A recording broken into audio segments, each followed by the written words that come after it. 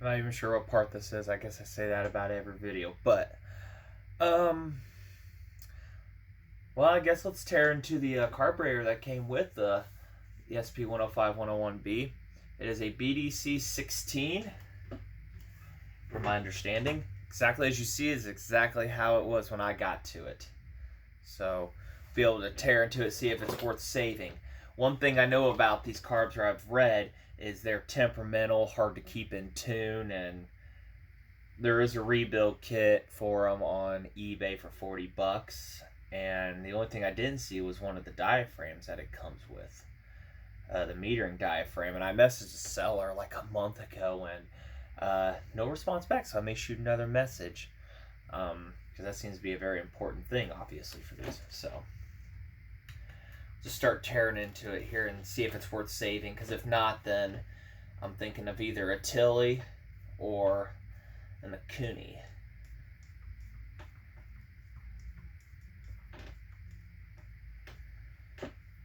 I've never torn apart a carb of this extent either, so a lot of new stuff here to me. And I do have a velocity stack for this. If this was being ran without it, then it kind of was hurting a little bit on benefits. But I mean, I assume this carburetor was the one that was being used when it was ran last, and it only ran for a couple minutes before total detonation from a piston, a wrist pin bearing was left in the engine. Right there, BDC 16 174. So you're quite curious. It's hard to see.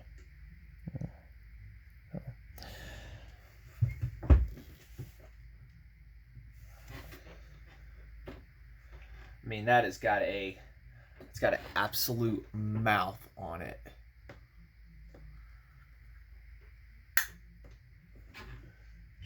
I mean, if it could be used, I'll use it, but if not, then choke block off. May have never even had the choke, so get her separated from the rest of the intake here. Get a look at them bolts. What size you think those are?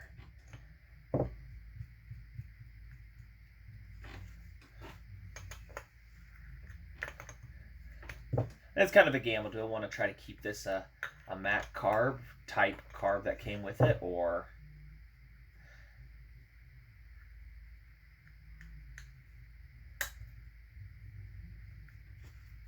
do we want to go with a Tilly, which are easy enough to be rebuilt and kits are cheap?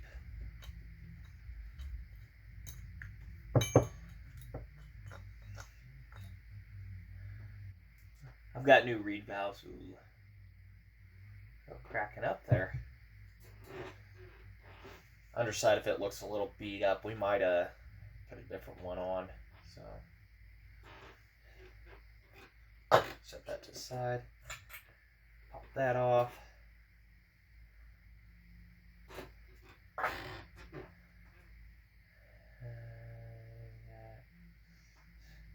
We've got dual gaskets. Okay.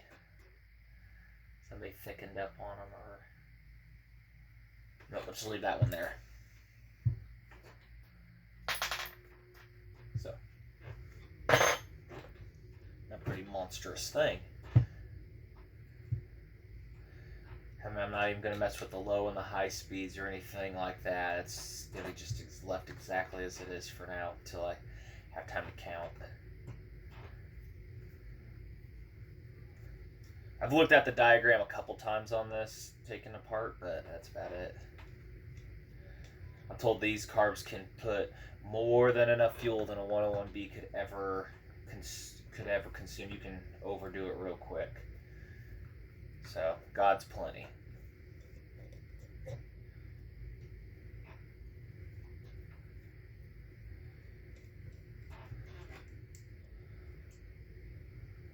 If I decide I don't want it, then sell it off cheap to help fund another one.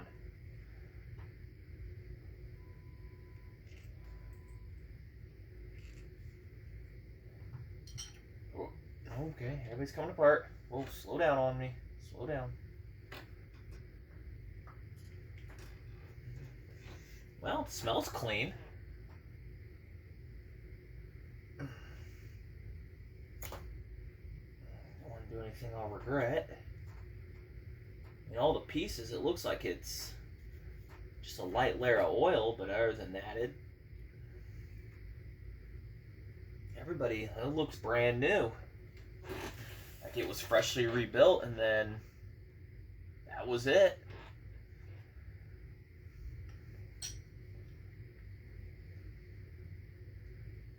Okay. Have to learn more of the physics of this carburetor.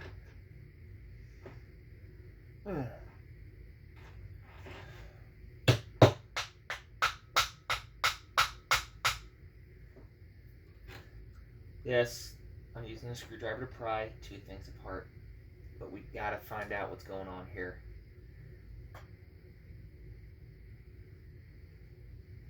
There we go.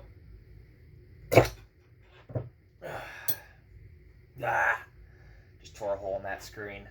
I knew it was going to happen. So that's it? Just a screen under there? Okay. Well. The inside of it looks clean. So. And it's like, oh, you knew you were going to do that. You made that mistake. Yeah. So, just a screen for the inlet. That's it. Just a filter screen. No biggie.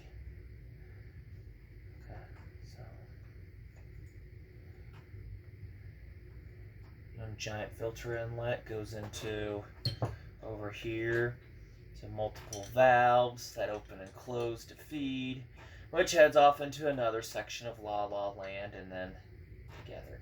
So we need to get out of that last one. And of course I don't have, oh wait, there it is right there. I'm gonna be smart about this one. We'll take a razor blade, pry in between these.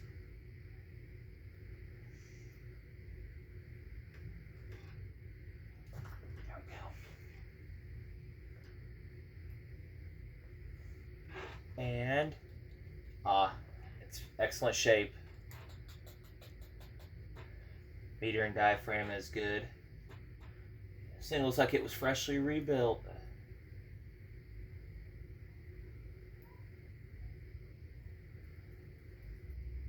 Yeah.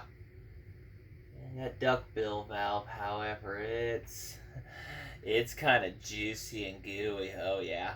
So we'll have to replace that duckbill valve. That's no biggie. Yeah.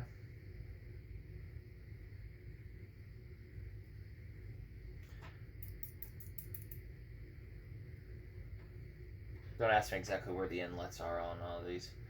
So, well, the metering needle looks good. Everything's good there. Closes as it should.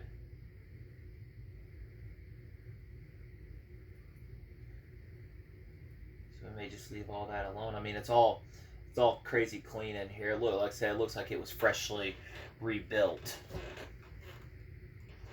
But that metering diaphragm is as it should be, moves as it should. So we're not gonna disturb that too much. So that duckbill valve, like I said, it's I mean, you can find these, and I think I'll get one, but I'm trying to figure out why.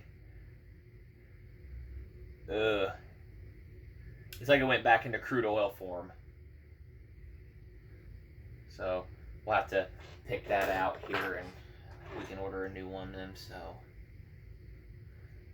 it's completely turned back into sludge. I would assume that's the effects of alcohol.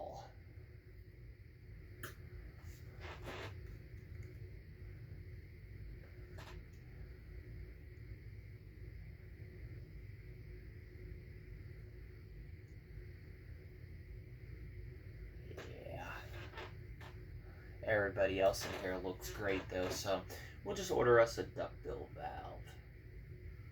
Get that on the way. We'll get this cleaned up and scrubbed off the outside real good. Ewy gooey world. Some people should know that reference. I mean, I've taken stuff apart where it was like brittle and sketchy, but this has just gone back into crude oil. So, nasty. It's coming out nicely at least.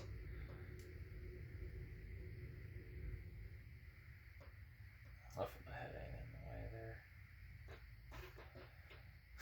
I've never seen that before. That's like,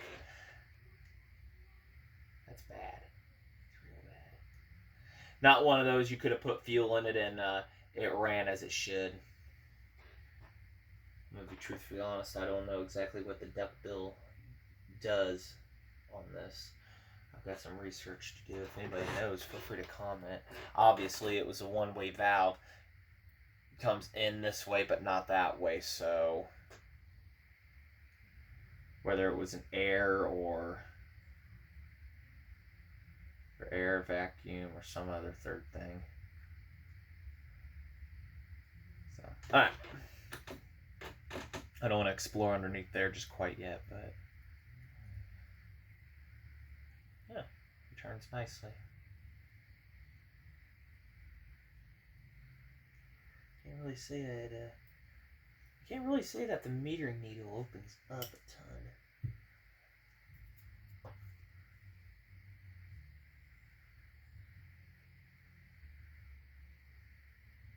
It may need adjusted because you got that much movement before it really opens, and it ain't really what I would call opening much. Yeah, I wouldn't really say that's opening as far as desired, so we're gonna have to reset some heights here. Figure that out. You know what? Somebody's yelling at me. Just take it off. Alright. Instead of ordering just one single part, let's figure out what's going on here. Anyway, yeah. Rookie mistake, and I made it. Live, you learn. Oh well. Just a fine piece of metal screen, if anything. I can find one to work. Just no more than a filter.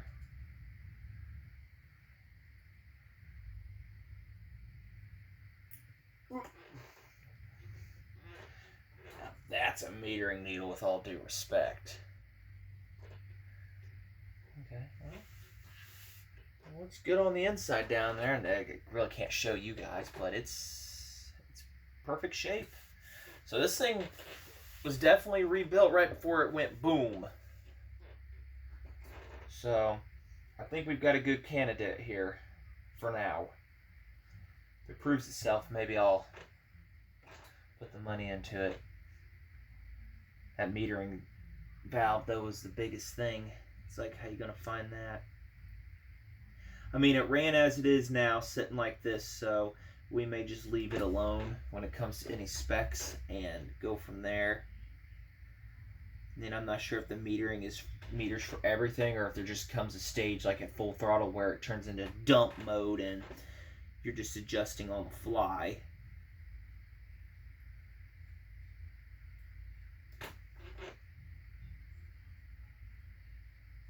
There we go.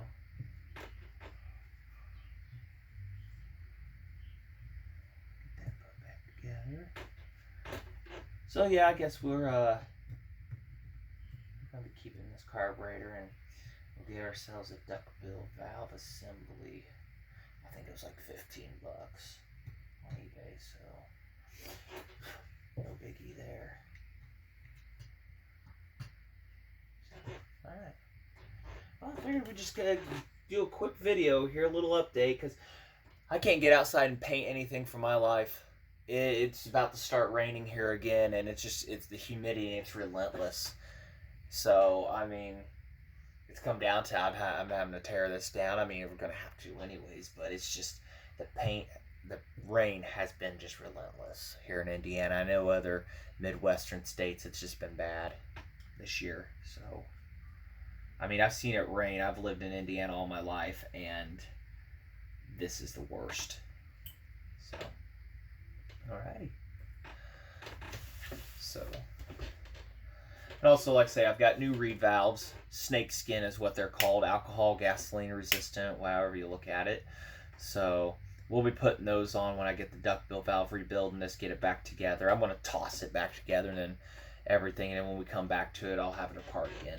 But I figured we'd just take a quick little look on the inside of a BDC 16 and everything. I mean, full throttle.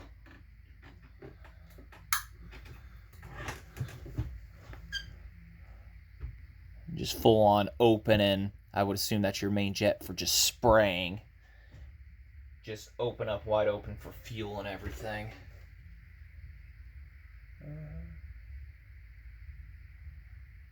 I see a tiny little screen here, and almost looks like it's one that goes almost straight up for it. Yeah. We'll have to tear into that another time and make sure all ports are clear. May do that on the next video. Try to study the diagram or so. Alright. Like I say, I want to get the thrower together and everything and run her, but like I say, this rain has just been relentless, and I don't want to start it and run it with an ugly body and everything. I mean, I guess I'm going to refine a couple things where they drilled out spots and whatnot to, you know, on the tank to clearance items. I'm going to smooth them over and try to make this look halfway decent.